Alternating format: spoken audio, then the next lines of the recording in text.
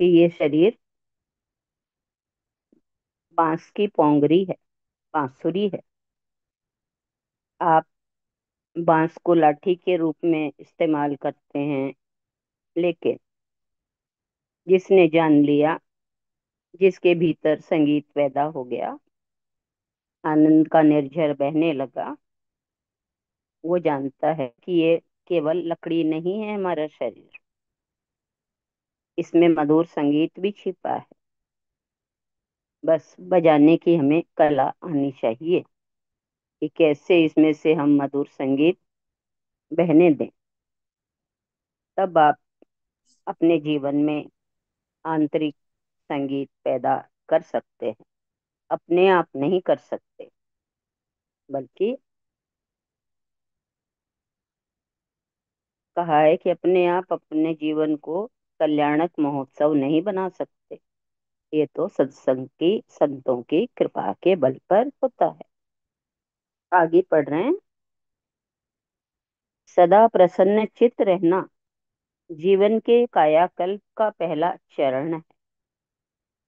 सदा प्रसन्न रहने वाला जीवन के कल्याण का पहला चरण है। प्रसन्न रहें, चाहे परिस्थितियां अनुकूल न भी हो, तो भी प्रसन्न रहने का प्रयास करें। इससे सहनशीलता बढ़ती है और आसपास का वातावरण, मिलने वाले लोग सहज ही प्रसन्न होते हैं और उनकी ये प्रसन्नता पुनः आप में प्रतिध्वनित होती है। इस तरह प्रसन्नता का वर्तुल निर्मित हो जाता है, जो हमें जीवन के प्रति अधिक उत्साहपूर्ण और ऊर्जापूर्ण और जागरूक बनाता है। प्रसन्नता वर्तुल यानी चारों तरफ हमारे छा जाती है, हम कभी उससे विलग नहीं होते। प्रसन्नचित रहने का कोई अवसर न छोड़ें। हर मिलने वाले का भरपूर मुस्कुराहट से स्वागत करें। जीवन में ऐसा जीवन में आसपास ऐसा काफी कुछ बिखरा पड़ा है, जिस पर हंसा और मुस्कुराया जा सकता है। अच्छा होगा कभी अपने आप पर भी हंस लें। हंसना भी एक माध्यम बन सकता है बुद्धत्व का। हंसना भी एक माध्यम बन सकता है बुद्धत्व क्या, विकारों के रेचन का। यानी अपने आप पर हंसने से हमारे विकार पलायन करते हैं, पता चलता है। इससे स्फूर्ति भी आती है और शुद्धि भी। ऐसे विषयों पर अपने चित्त को एकाग्र होने से बचाएं जिनसे तनाव बढ़ता हो। विषय परिवर्तन कर अपना ध्यान कभी रुचिकर विषय पर लगाएं या किसी पसंदीदा काम में स्वयं को पूर्ण सजगता से होश पूर्वक व्यस्त कर लें। त्रासदायक विचार स्वतः विलीन हो जाएंगे, यानी दुखी करने वाले विचार स्वतः चले जाएंगे, उन्हें हटाना नहीं पड़ेगा, हम अपना मोड बदल लें। अगर कभी कोई तनाव, क्रोध, उद्विग्नता उभरे, तत्क्षण स्वयं को मंद गहरे श्वास प्रश्वास पर केंद्रित करें। अपने आप पर आ जाएं, मतलब श्वास को गहरा लेने लगें। तो कहा है आगे कि श्वास के रेचन पर ध्यान दें। इससे 3-4 मिनट में ही मन शांत होने लगेगा। अपने जीवन को महत्व दो, तो प्रसन्नता के फूल खिलते हैं, आनंद का आह्लाद होता है। स्वयं को कर्ता भाव से अलग कर साक्षी भाव में ले आओ। साक्षी भाव को साक्षी भाव की गहनता से कर्ता भाव टूटता जाएगा। ज्यों ज्यों कर्ता भाव टूटेगा, कर्म के प्रति सजगता बढ़ती जाएगी। कर्म भी हम मैं के कारण करते हैं ना, लेकिन जब सजगता आती है, वो मैं का भाव भी निष्क्रिय हो जाता है। कर्ता के प्रति साक्षी होना और कर्म विकर्म विषय के प्रति सजग होना तथा तथाता होने का, यानी बुद्ध होने का प्रथम चरण है। तीन बातें स्मरण में रखें। प्रथम, कर्ता से स्वयं को अलग रखें।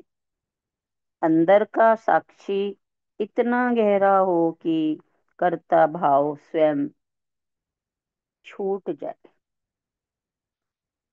तब जीवन में पहली बार अपूर्व करण गुण स्थान घटित होता है।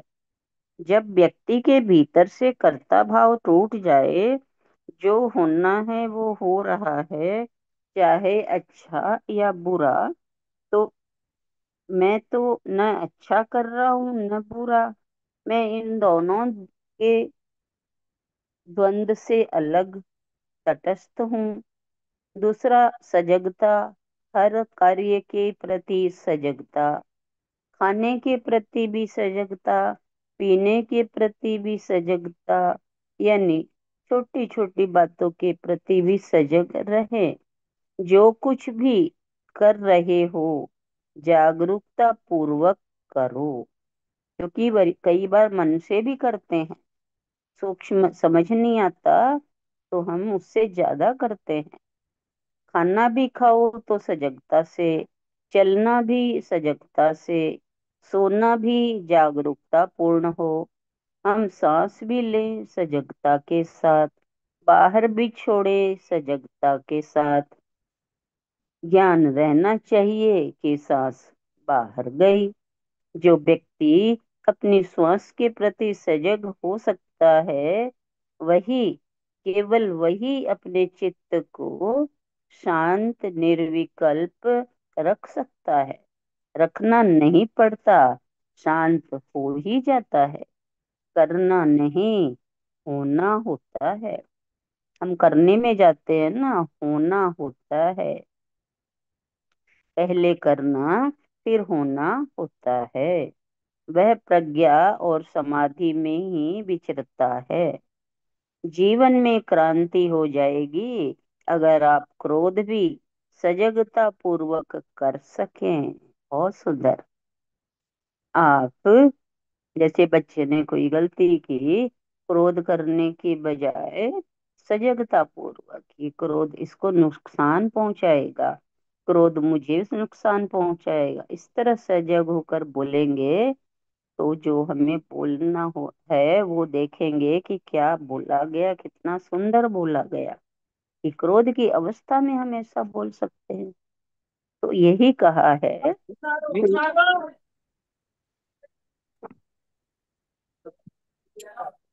किशन भैया बंद कर लो। किशन भैया बंद कर लो।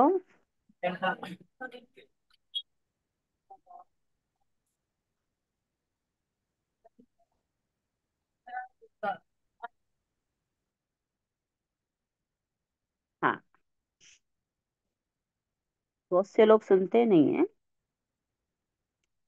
कोई बात नहीं, जैसी ही प्रभु की इच्छा। क्रोध के समय होश नहीं रहता, अगर होश है तो क्रोध नहीं, और क्रोध है तो होश कहाँ।